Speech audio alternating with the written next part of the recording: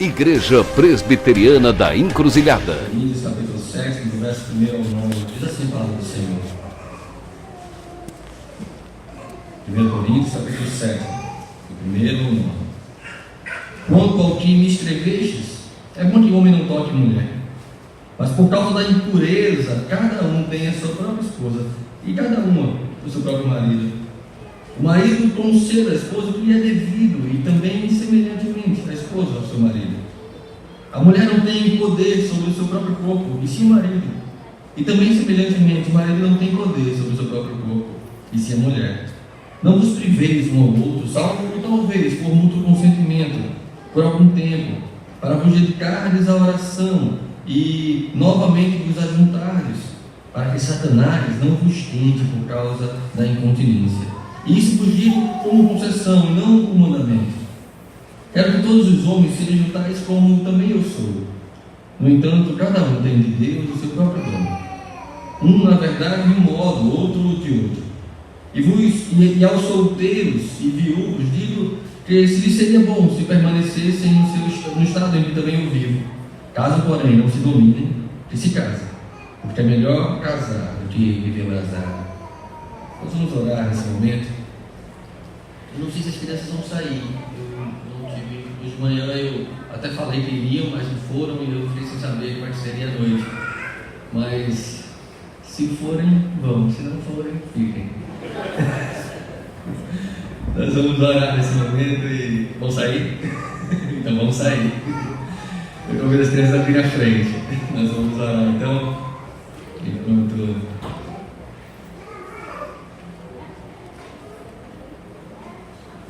elas vêm,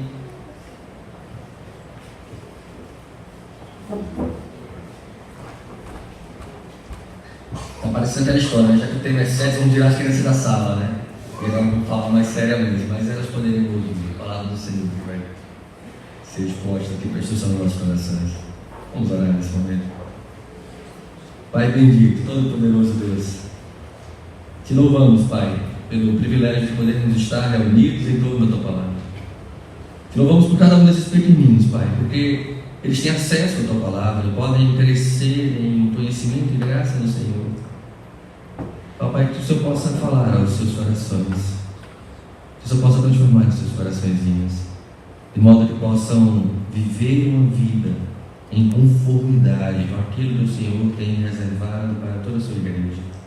Também nós, Pai, nos dá discernimento, iluminação do Teu Santo Espírito, a compreendermos qual é a boa, perfeita e agradável vontade do Senhor para nossas vidas.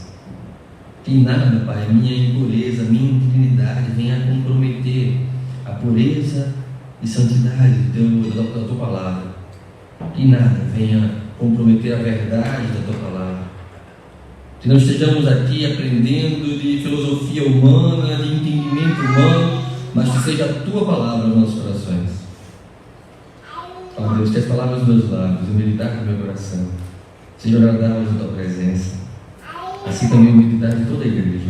Tu és a nossa rocha e fortaleza, Pai, em nome de Jesus. Amém.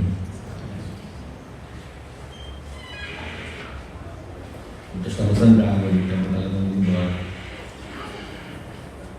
Dando continuidade à nossa sequência de sermões temáticos acerca da família, como assim foi proposto por essa igreja. Nós vamos falar um pouquinho hoje sobre sexo, e esse texto é bastante pertinente acerca do assunto. Existe alguma dificuldade de interpretação, embora talvez não total, porque Paulo está escrevendo em resposta a perguntas que nós não temos. Nós temos as respostas, nós não temos a pergunta. Eu vi certa vez um pastor ilustrar, enquanto pregava sobre os capítulos 6, 7 e 8 de Coríntios, ele dizia que é como se a gente estivesse ouvindo o telefone de um lado só. A gente não sabe como vai estar vindo a pergunta, mas a gente tem as respostas, dá para a gente ter uma ideia do que era a pergunta, mas vamos tentar então, a partir dessa ideia do que era a pergunta, através das respostas que aqui são colocadas, compreender qual é a boa, perfeita e agradável vontade do Senhor para a sua igreja, acerca de um tema tão oportuno, tão importante para a vida da igreja. O cristianismo em si, ele tem um entendimento acerca do sexo como um dom excelente de Deus, como um presente de Deus, celebrado e recebido no casamento.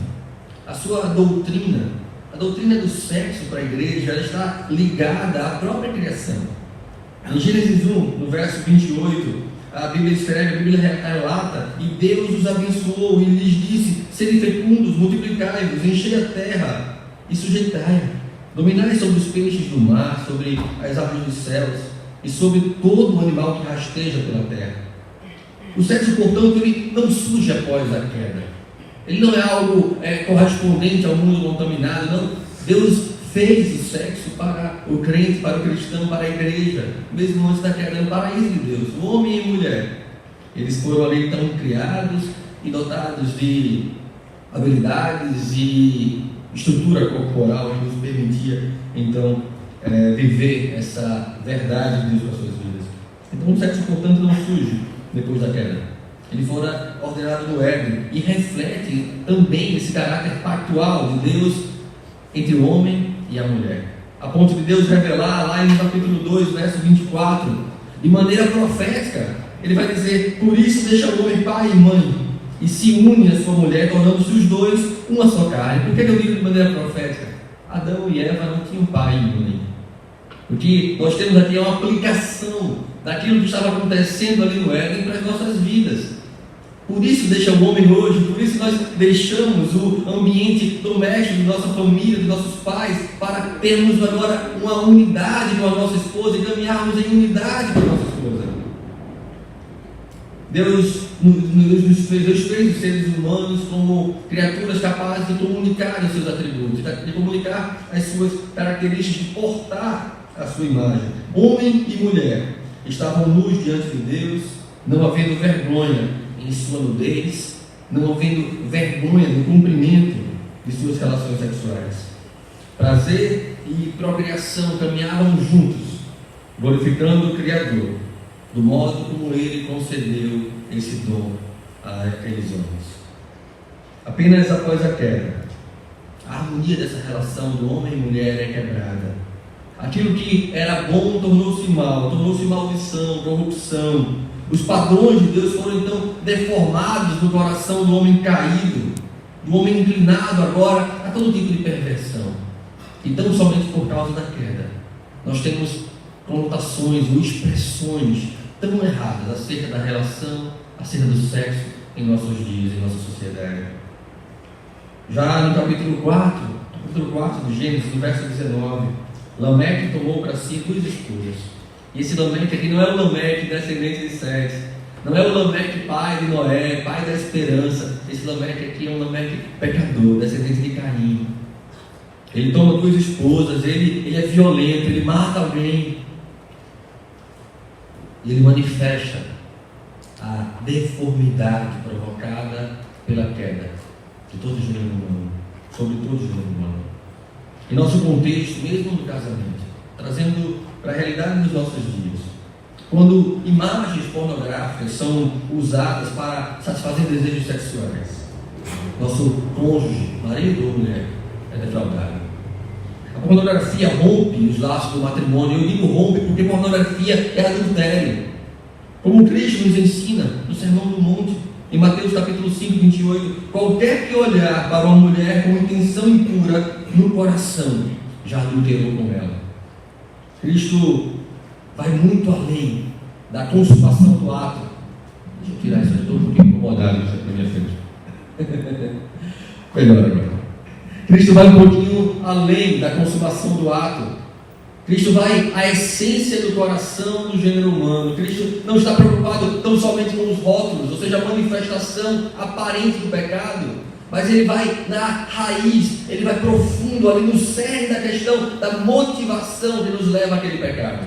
Por isso ele vai dizer, não é simplesmente um ato de relação sexual fora do casamento que consiste no adultério, mas no próprio nascedouro dele, no coração do homem, quando ele deseja uma mulher que não é sua esposa de maneira impura.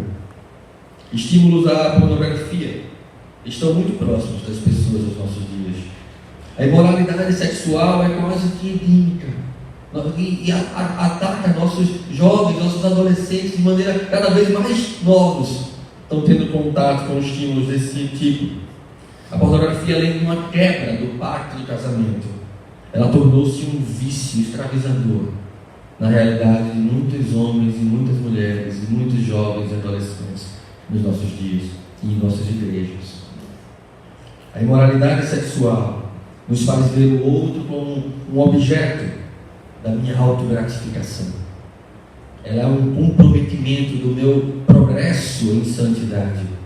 Ela é um desviar do alvo, ela é um errar, ela é um pecado contra o Senhor, Criador de todas as coisas, Criador da relação homem e mulher, Criador da relação sexual homem e mulher, como assim o Senhor determina. Homens que deveriam proteger e guardar as mulheres, cobri-las. Por causa do pecado, agora procuram despi-las como prostitutas ao seu prazer. É uma deturpação daquilo que deveria ser o propósito original da verdadeira masculinidade bíblica, a qual Deus requer proteger e guardar. Agora, corrompida, Ele quer despir, desnudar, desproteger. Corinto, a cidade para a qual Paulo escreve essa igreja, era uma das principais cidades gregas em seu contexto. É importante nós entendermos o contexto daquela cidade para refletirmos sobre as inúmeras semelhanças com os nossos dias e com a nossa sociedade pervertida. Ela estava localizada na Acaia. Paulo escreve essa carta por volta do ano 55 depois de Cristo. Corinto era um lugar de intenso comércio e prosperidade devido a 2 grandes portos que ali havia. E com isso, era também um solo, um ambiente de muitos luxos e muitos vícios. Tão conhecida por sua cultura lasciva, a expressão mulher coríntia, não é corintiana, tá? Mulher coríntia, era o mesmo que prostituta. É nesse lugar que, pela graça e com a ajuda de Áquila e Priscila, quem Paulo então conhece ali, naqueles portos, o Senhor levanta uma igreja entre os gentios. No capítulo 18 de Atos, nós temos ali o levantar dessa igreja. No verso 1 a 18, nós temos toda a narrativa dessa igreja, mas em especial no verso 11, do capítulo 18 de Atos, diz o texto: e ali permaneceu 1 ano e 6 meses, ensinando entre eles a palavra de Deus. Paulo passou 1 ano e meio pregando naquela cidade. Paulo passou pregando 1 ano e meio, plantando aquela igreja naquele lugar, ensinando-os acerca dos mandamentos do Senhor. Uma igreja em sua grande maioria gentílica, com alguns judeus convertidos. Nós temos a manifestação ali de um líder da sinagoga que se converteu e que foi muito perseguido por isso, mas em sua maioria ela era uma igreja gentílica, uma igreja de não-judeus. Aqui o apóstolo Paulo vai dizer no capítulo 12 dessa epístola aos Coríntios, no verso 2: sabeis que outrora, quando eram gentios, deixáveis conduzir-vos aos ídolos mudos, agora, segundo eres guiados. Paulo escreve essa primeira carta aos Coríntios, aqui, essa que nós lemos. Eu queria só fazer um parêntese aqui. É possível que tenha havido uma outra carta aos Coríntios que tenha se perdido. Essa é a primeira carta que nós temos. Nós temos 2 cartas aos Coríntios, e conta a história que talvez tenha tido uma terceira, mas como nós não a temos, vamos chamar a segunda de primeira. Então, a primeira carta aos Coríntios. Em muitos momentos, na maioria dos momentos desse texto, da epístola inteira, Paulo vai exortar a igreja sobretudo acerca de questões morais. No capítulo 5, ele vai fazer uma repreensão feroz à igreja a praticar a disciplina. Ele vai dizer que havia ali no meio da igreja alguém cometendo um ato de imoralidade, uma imoralidade tal que nem mesmo entre os gentios, nem mesmo em meio àquela sociedade gentílica, coríntia, como era conhecida no sentido de promíscua, de lasciva, era praticada. De um homem ter relações sexuais com a mulher de seu pai. E entende-se historicamente que seria essa a sua madrasta. Está lá em 1 Coríntios, capítulo 5, verso 1. No capítulo 7 que nós lemos, o apóstolo responde a algumas perguntas acerca do casamento e do sexo à igreja de Corinto, em Corinto. Ele mostra que o casamento é um lugar e não há outro para o sexo na vida do cristão. Por essa razão, é melhor que as pessoas se casem, pois se não podem dominar-se, correria sério risco de cometer qualquer tipo de impureza sexual. Nós temos essa relação, esse ensinamento dos versos 1 ao verso 9, como nós lemos. Mas se seguirmos os estudos então nessa carta, nós vamos ter logo depois, ele vai apresentar razões pelas quais os cristãos não devem dissolver o casamento, do verso 10 ao verso 24. Em seguida, ele vai concluir o tema, tratando dos perigos iminentes, perigos de perseguição, que leva à compreensão dele, do porquê que eles deveriam permanecer solteiros. E mais adiante, como a igreja deveria tratar as suas virgens e viúvas. Há uma série de ensinamentos aqui de Paulo acerca de aspectos importantes da vida da igreja. Nós precisaríamos aí de mais tempo e outros momentos de exposição para passar por cada um deles. Por isso eu escolhi um pedaço menor, uma porção menor, aqui para que pudéssemos aprofundar mais sobre o tema que nos foi proposto. Paulo havia no capítulo anterior, no capítulo 6, advertido a igreja a evitar a pornografia, a porneia, a imoralidade. No verso 18 do capítulo 6, Paulo escreve: fugir da impureza. Qualquer outro pecado que uma pessoa cometer é fora do corpo, mas aquele que pratica a imoralidade peca contra o próprio corpo. Aqui ele orienta, no capítulo 7, uma saída para isso. Cada um tenha sua própria esposa. Verso 2 do capítulo 7. Quanto a qualquer dúvida sobre o lugar do sexo para o cristão, ele aponta para o casamento como o único meio legítimo para isso. Ele vai fazer isso em 2 blocos, nesse trecho que nós lemos. Ele vai falar primeiro aos solteiros, e aí ele interrompe e fala aos casados, depois volta a falar aos solteiros. Mas nós temos aqui pelo menos 2 blocos importantes que nós precisamos entender acerca de como devemos lidar com o sexo. Eu queria primeiro falar aos solteiros. Como os solteiros devem lidar com o sexo? E quero que você possa voltar os seus olhos ao texto, lá em 1 Coríntios, no capítulo 7.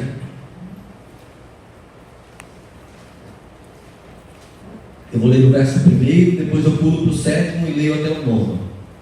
1 Coríntios, capítulo 7, 1, 7, 8 e 9. Diz assim a palavra de Deus: quanto ao que me escrevestes, é bom que o homem não toque mulher. Quero que todos os homens sejam tais como também eu sou. No entanto, cada um tem de Deus o seu próprio dom. Um, na verdade, de um modo, outro de outro. E aos solteiros e viúvos digo que lhes seria bom se permanecessem no estado em que também eu vivo. Caso, porém, não se domine, que se casem, porque é melhor casar do que viver abrasado. Paulo inicia esse capítulo com um alerta. É bom que o homem não toque a mulher. Uma maneira de viver alternativa, uma maneira legítima aos cristãos. A gente fala muito pouco aos solteiros. A gente tem uma série de sermões para a família, a gente tem encontros de casais, a gente tem pregações sobre relacionamento. A gente fala muito pouco aos solteiros. A vida de solteiro é uma vida legítima diante de Deus. É uma vida, desde que seja casta, é uma vida consagrada ao ministério, à obra do Senhor. Não tem nada de errado em não casar. Muito pelo contrário. É errado apressar-se ou forçar-se em casamentos quando pessoas não estão maduras para isso. Quando não estão prontas para isso. Paulo inicia esse capítulo com esse alerta. É bom que o homem não toque a mulher. Bom aqui não se refere a um mandamento ou a uma ordenança do Senhor. Mas esse alerta de Paulo vai na contramão de muitas pressões que os crentes hoje fazem em relação aos nossos jovens. Às vezes até em crianças, sexualizamos muito as relações das crianças. Às vezes o menininho tem 1 ano, 2 anos, a gente já está formando um casalzinho. Eles não estão em idade de pensar em casalzinho. Eles estão em idade de ser criança. Eles não têm que pensar nisso agora. Eles têm que começar a pensar nisso quando eles tiverem condições de serem o marido e a esposa que Deus requer deles. Esse é o momento de pensar nisso. Ao que o autor de Cantares, e aí na expressão da noiva ali em Cantares, vai dizer: não despertem o amor até que isso queira. Há tempo para tudo. Nós precisamos reconhecer isso no seio da igreja. Sexualizamos nossas relações de modo que ser solteiro parece uma opção estranha ou errada na igreja, ou uma não opção, sobretudo sobre os rapazes.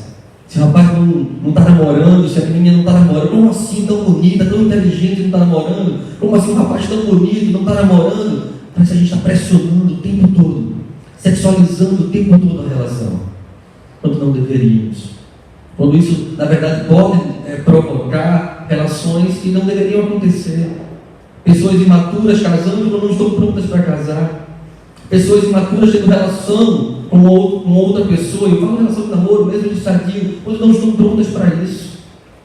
Crianças tomando responsabilidades de adultos, quando não podem ainda fazê-lo. É certo que o contexto histórico do apóstolo de perseguição, de morte contra a igreja, facilitava a vida de alguém solteiro. É mais fácil fugir solteiro. É maior a probabilidade de sucesso na fuga quando solteiro. Por isso Paulo estimulava que eles permanecessem solteiros, porque eles estavam vivendo num contexto de perseguição, num contexto de perigo de morte. Então, alguém com uma família, alguém com filhos, para arrumar as coisas e fugir rapidamente é mais difícil. Então Paulo, então, assim, os estimula. É bom, isto é, conforme as circunstâncias, nessa conjuntura, por causa das angústias e perigos da vida cristã no seu contexto, desde que possam assim manter-se castos, puros, diante dessa decisão, diante dessa condição social. A Bíblia não é clara quanto a esse aspecto na vida do próprio Paulo. Há muitas ideias acerca do seu estado, ser viúvo, ser largado pela esposa, ser solteiro. Quando Paulo então aponta para a sua vida, tais como eu sou, devemos nos limitar ao entendimento de que se refere a um modelo capaz de viver castamente naquele estado, sem esposa. O que ele quer dizer é, olha, vocês permaneçam sem esposa, como eu também consigo permanecer casto, puro, sem desejo lascivo, sem imoralidade sexual. E Paulo vai chamar isso de um dom. Olha, isso é um dom, isso é um charisma. A palavra grega aqui é charisma ou carisma. A mesma palavra que nós temos para os dons do Espírito, então, distribui a cada um do modo como lhe apraz. Se você tem o dom de permanecer casto, solteiro, e não tem um desejo ou inclinação de casar, não se sinta pressionado a isso. É o ensinamento que podemos tirar aquilo que Paulo diz acerca dessa condição. A pornografia leva a comportamentos sexuais e morais. O estímulo libidinoso, o estímulo lascivo, o estímulo sexual fora do tempo tem levado jovens imaturos, emocional e espiritualmente, a experimentar o pecado, abrindo mão de um caminhar correto em direção ao coração de Deus, de uma relação que agrada a Deus.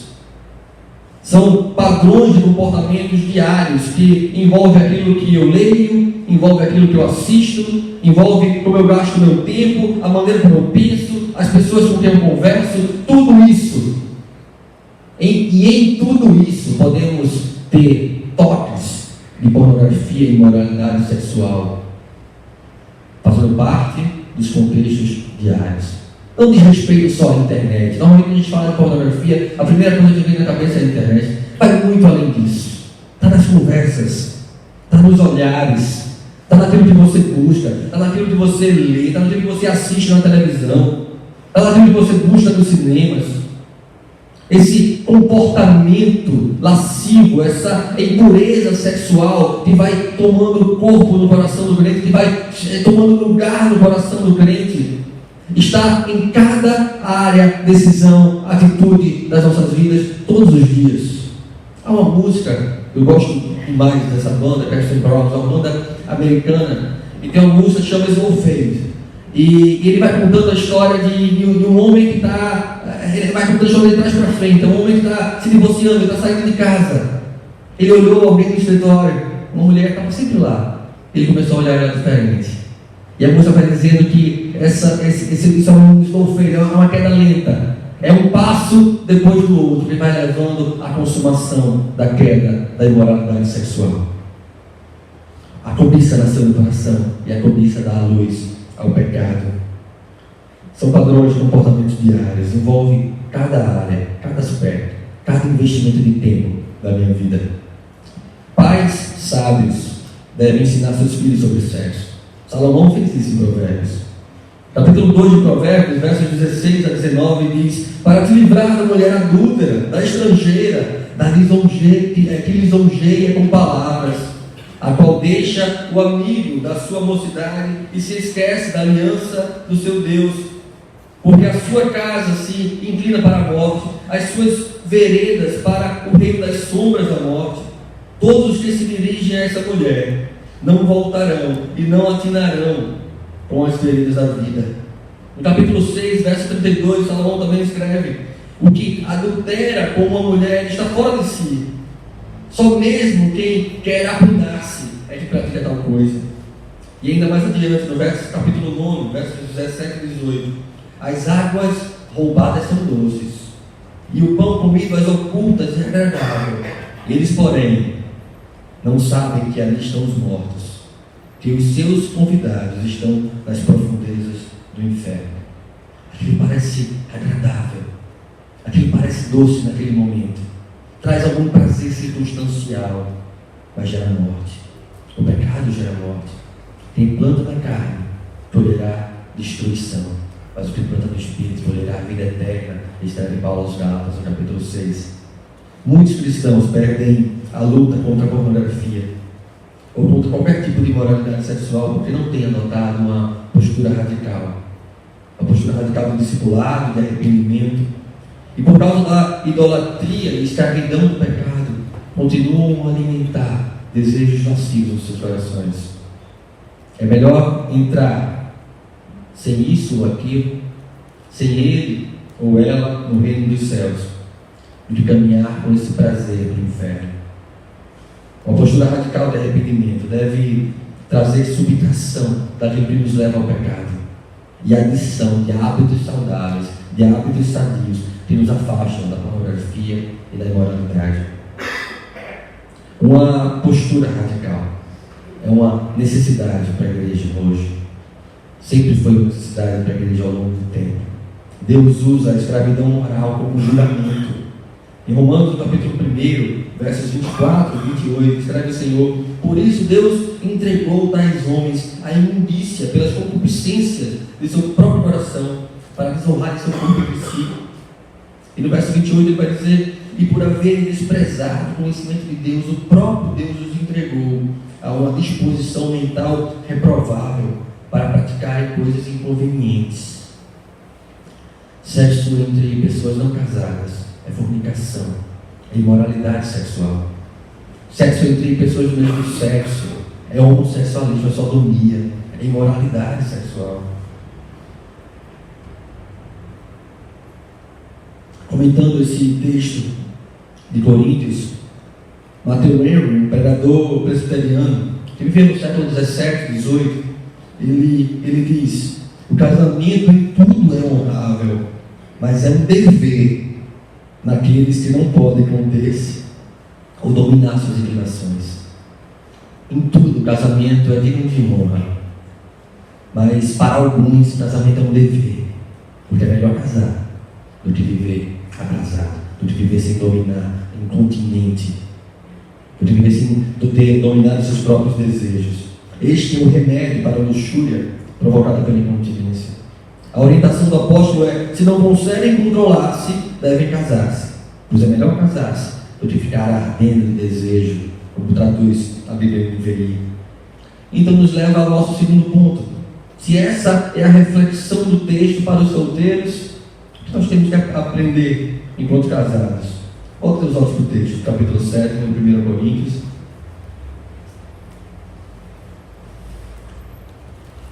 A partir do verso 2 até o final do verso 6. Diz assim a palavra do Senhor: como os casados devem lidar com o sexo? Diz assim a palavra de Deus a partir do verso 2. Mas por causa da impureza, cada um tem a sua própria esposa, e cada um ao seu próprio marido. O marido concede à esposa o que lhe é devido, e também semelhantemente a esposa ao seu marido. A mulher não tem poder sobre o seu próprio corpo, e sim o marido. E também semelhantemente, o marido não tem poder sobre o seu próprio corpo, e sim a mulher. Não vos priveis um ao outro, salvo talvez por mútuo consentimento, por algum tempo, para dedicar-vos à oração, e novamente vos ajuntares, para que Satanás não vos tente por causa da incontinência. Isso vos digo como concessão, e não como mandamento. Expressões aqui como tem a sua própria mulher, um ao outro, o marido à sua esposa, ou ainda a esposa ao seu marido, expulsam qualquer sombra de poligamia do casamento. Qualquer ideia de poligamia do casamento é completamente contrária ao plano do Senhor, à condução do Senhor, que o Senhor ensina sobre relação conjugal. Qualquer coisa diferente disso é adultério, é impureza sexual, é pornografia, é uma violação do matrimônio. O casamento, pela sabedoria divina, é apontado aqui como um lugar de evitar a contaminação pela fornicação, sexo fora do casamento, sexo sem casamento. Isso é, casem-se e limitem-se aos seus próprios cônjuges e conceda o que lhe é devido. Como ainda também comentou o Henry sobre esse texto, enquanto estiverem casados, cada um conceda ao outro o que lhe é devido. Considere a disposição e a exigência de cada um e conceda o dever conjugal, como é de direito de cada um. No estado do casamento, nenhuma pessoa tem poder sobre o seu próprio corpo, mas o entregou ao poder do outro. E o da mulher ao poder do marido, e o do marido ao poder da mulher. E por isso eles não devem defraudar um ao outro em relação ao uso dos seus corpos, nem qualquer outro dos alívios do estado conjugal, estabelecido por Deus para manter o vaso em santificação e honra. E um aspecto interessante aqui que nós devemos considerar nesse trecho: sexo no casamento é uma dívida, é algo que você deve ao seu marido e à sua esposa. A partir do momento que você disse sim para ele ou para ela, você adquiriu uma responsabilidade, uma dívida para com ele ou para com ela. Talvez você vá chegar em casa hoje e sua esposa vai dizer: olha, vamos pagar? Está devendo. Ô marido, é lícito que tu faça, por muito consentimento, em amor, mas é lícito que tu faça. Não se trata de um favor, mas de uma responsabilidade. Seu cônjuge tem autoridade sobre o seu corpo, em amor, desde que responderam sim um ao outro. Quando a gente fala de responsabilidade, ter posse sobre o corpo do outro, talvez você possa até aproveitar. Marido, já que eu tenho posse sobre o seu corpo, vamos cuidar dessa barriguinha, né? Vamos começar a caminhar mais. Vamos aproveitar esse cuidar. A natureza original do casamento como união em uma só carne está descrita lá em Gênesis. Nós vemos ela no início da nossa exposição. Implica na autoridade de um sobre o corpo do outro. Os dois tornam-se uma só carne. Não sou mais meu, mas eu sou dela e ela é minha. Assim deve ser a relação conjugal. É roubo não entregar o que é devido. Por isso, muitas pessoas atribuem a negligência sexual no casamento à quebra do 8º mandamento: não furtarás. É roubar o seu cônjuge do que lhe é de direito. Essa é uma expressão, esse é um entendimento aceitável diante daquilo que nós temos exposto no texto aqui em 1 Coríntios 7. Você pode começar agora a fazer as contas do quanto seu marido ou sua esposa está devendo. Depois passa para ela, a continha pode estar alta, pode estar baixa.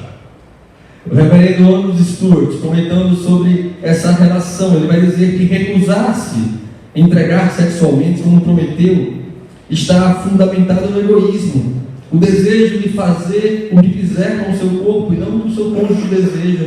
Esse egoísmo brota da incredulidade, a falta da fé na união vital e espiritual entre Cristo e sua igreja, que o casamento e a relação sexual deveriam retratar. No seio do casamento, nenhuma pessoa tem poder sobre o seu próprio corpo, mas o entregou ao poder do outro. O da mulher ao poder do marido, e do marido ao poder da mulher. Por isso, eles não devem defraudar o outro em relação ao uso dos seus corpos. Nem qualquer alívio do estado conjugal estabelecido pelo próprio Deus em santificação. Ainda quando, exceto quando há alguma impossibilidade física, ou quando, como colocado aqui, uma exceção vital do dever sexual, a relação do dever sexual está registrada também nesse texto. E eles têm essa exceção, ela tem 3 características inseparáveis. Paulo vai dizer: olha, quando é que você pode abster-se do seu marido em relação a isso, da sua esposa em relação ao sexo? Por mútuo consentimento, por algum tempo e para vos dedicar à oração. Se não tiver essas 3 características, está errado. E vocês precisam conversar sobre isso. Períodos de humilhação profunda, de oração, de quebrantamento, exigem a abstinência de prazeres legítimos. É saudável que assim ocorra. E Paulo vai dizer isso por consentimento, não por mandamento. Vocês não têm que estar o tempo todo se abstendo de relações para estar em oração. É um consentimento, é uma concessão, não um mandamento. Mas essa separação entre o marido e a mulher não deve ser contínua. A abstinência de relações sexuais com seu cônjuge torna mais vulnerável ao pecado do adultério. Enquanto o inimigo de nossas almas busca quem possa devorar, investirá todas as suas forças em nossas fraquezas para comprometer, para corromper nossos laços patrimoniais. O casal não deve permitir tornar-se indiferente sexualmente. Contudo, nada do que foi exposto aqui é motivo para incitação, abusos sexuais, ou licença para exploração ou tirania do marido, da mulher sobre o tema. Não esqueçamos que o texto se fundamenta num compromisso de devida benevolência. E a expressão ali por dívida, dê o que deve, se nós entendermos a raiz da palavra, ela trata de uma benevolência, de uma dívida boa, de algo bom de ser pago. E assim deve ser. A tradução Almeida, corrigida fiel, ela traz essa expressão na natureza da raiz da palavra. Ela vai dizer: o marido pague à mulher a devida benevolência, e da mesma sorte a mulher ao marido. Trata da bondade devida ao cônjuge no prazer sexual. O marido deve alimentar e sustentar sua esposa fisicamente, espiritualmente e emocionalmente. E isso envolve o sexo. Também a esposa, quanto ao marido, tem igual dívida para com ele no que se refere ao sexo no casamento. Assim, no sexo, o marido e a esposa cristãos devem buscar agradar um ao outro. É uma devida benevolência. Lembrem-se disso quando conversarem a respeito. Algumas conclusões são importantes para que possamos guardar algumas coisas no nosso coração. Sexo fora do casamento é errado. Sexo fora do casamento é pecado. Mesmo os incrédulos conseguem entender isso de algum modo. Mas não ter sexo no casamento, em circunstâncias ordinárias, onde não há debilidade física, onde não há um mútuo consentimento à oração, também é errado. Também leva o outro ao pecado, também fragiliza o outro ao pecado. Então, alguns absolutos, eles são claramente ensinados no texto para as nossas vidas. O primeiro deles é que o casamento é o único lugar legítimo para a prática sexual. O segundo deles é que o sexo fora do casamento, entre solteiros, é fornicação, é impureza, pornografia. Entre casados, porém, e não com seus cônjuges, é adultério, é pecado. Em terceiro lugar, o homem deve nutrir sua esposa sexualmente, assim como a esposa a seu marido. E em quinto lugar, relação sexual no casamento é regra. A exceção deve ser rara e curta, como o texto assim nos ensina. Para desfrutar a bênção do sexo em seu casamento tão plenamente não seja possível, é necessário amar a Deus e amar o nosso cônjuge. O prazer sexual será, portanto, parte desse prazer matrimonial, da alegria dessa amizade pactual que Deus então estabelece, de honra a Deus e honra ao seu cônjuge, que busca o coração de Deus, que busca o coração do outro.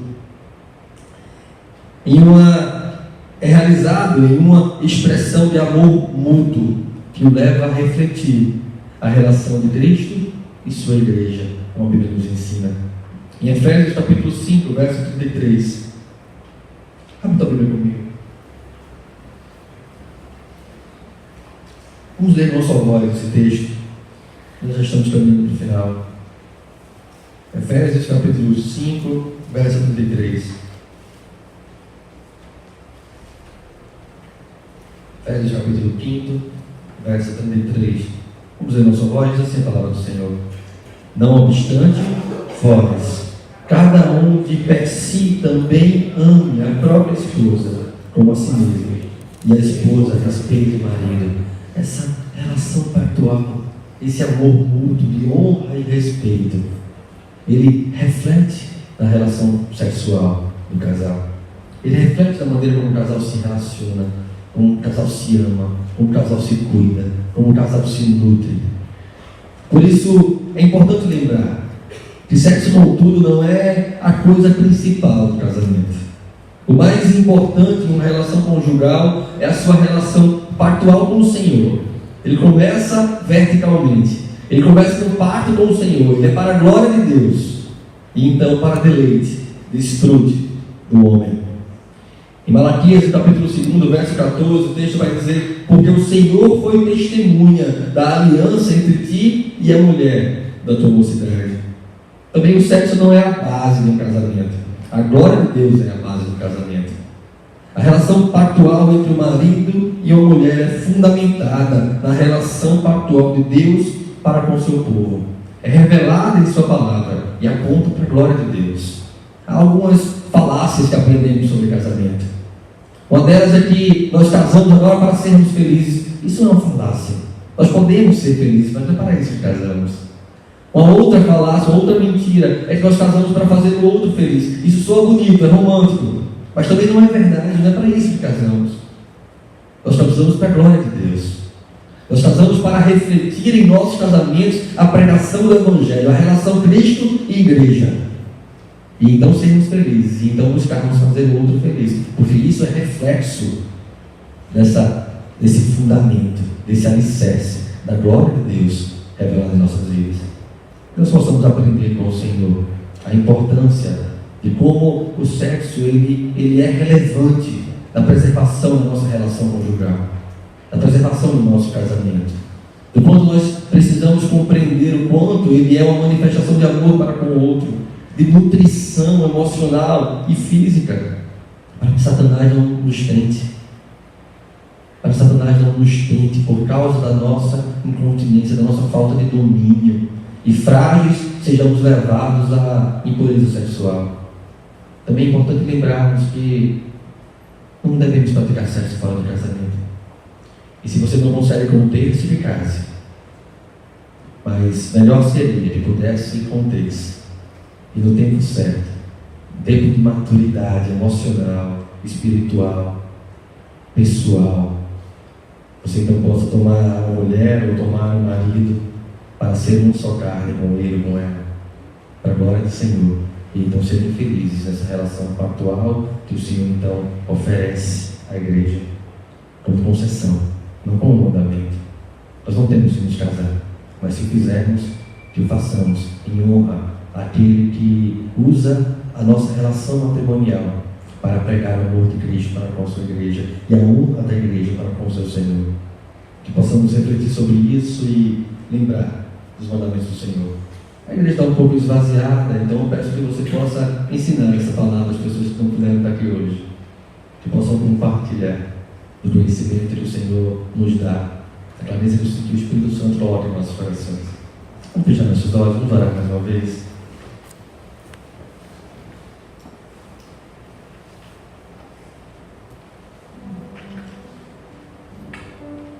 Pai bendito, nós te louvamos, Pai, pelos teus muitos presentes a serem desfrutados e celebrados no casamento. Te louvamos, Senhor, porque temos recebido mais do que merecemos, Pai, porque o Senhor nos ama.